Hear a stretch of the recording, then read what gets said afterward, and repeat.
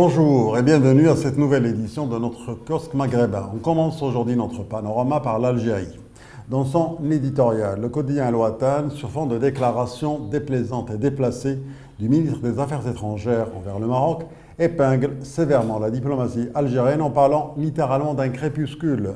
Al-Watan souligne que la politique étrangère algérienne vient d'être affectée par un couac assez sérieux, donnant l'occasion à la monarchie marocaine de marquer un point dans sa position traditionnelle sur la question du Sahara. À ce propos, Liberté se demande quel avenir pour Abdelkader Msahel. Après ces déclarations fracassantes, de quelle crédibilité peut encore se prévaloir le ministre des Affaires étrangères après sa sortie malheureuse et le flot de colibés qui s'en est suivi, notamment dans les médias marocains? Les autorités algériennes ont pour l'instant adopté un profil bas, en faisant notamment l'impasse sur le rappel pour consultation de l'ambassadeur du Maroc en Algérie, ou encore la convocation du chargé d'affaires algérien à Rabat poursuit Liberté. Sur tout un autre sujet, Tout sur l'Algérie évoque une véritable cacophonie concernant le commerce extérieur du pays. Les chiffres pour les 9 premiers mois de l'année constituent un démenti évident aux objectifs affichés par le ministre du Commerce. D'après Tout sur l'Algérie, avec des importations qui ont déjà atteint près de 34 milliards de dollars en 9 mois, les résultats probables pour l'ensemble de l'année devraient se situer légèrement au-dessus de la barre des 45 milliards de dollars en 2017. Ce qui, d'après le quotidien d'Oran, va impacter les réserves de change en Algérie qui devraient baisser à 85,2 milliards de dollars à fin décembre 2018.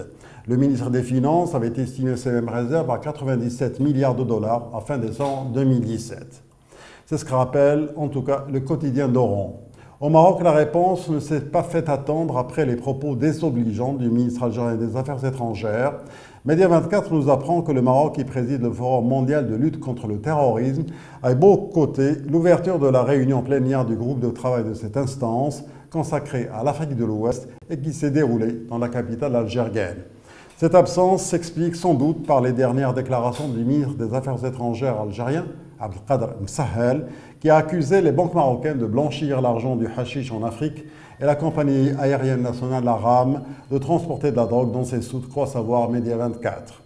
Sur le plan de la politique interne, le 360 revient sur le dernier conseil national du PAM, qui a imposé au secrétaire général démissionnaire il y a 3 mois de rester à la tête du parti. D'après le 360, le Conseil national du PAM a demandé à Ilyas El Omari de continuer à assumer ses responsabilités à la tête du parti jusqu'à la prochaine session en raison des échéances organisationnelles, électorales et politiques jalonnant l'agenda du parti. On passe à l'économie. Entre le Maroc et l'Espagne, le commerce enregistre des records historiques, révèle Infomédiaire.